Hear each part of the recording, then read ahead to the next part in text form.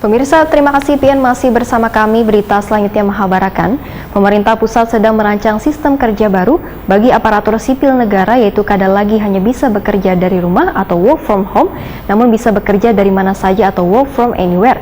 Pemerintah Kota Banjarmasin pun telah bersiap mengikuti keputusan peraturan dari pemerintah pusat tersebut.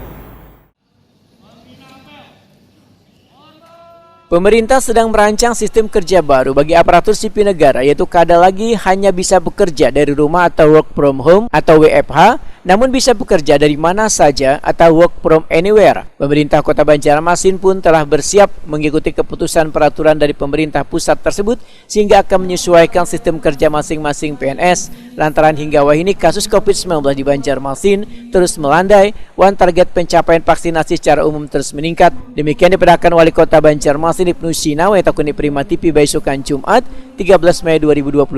Menurut Ibnu Sina, bila nantinya rancangan peraturan dengan sistem kerja work from home maupun work from anywhere sudah ditetapkan pemerintah, maka inspektorat diminta untuk menangani terkait pekerjaan PNS di lingkungan pemerintah kota agar benar-benar dilakukan pengawasan. Kalau wacana itu belum, artinya kita ikuti aja nanti aturan. Kalau dari Pak Mendagri atau Menpan RD mewacanakan seperti itu, ya kita bisa menyesuaikan aja.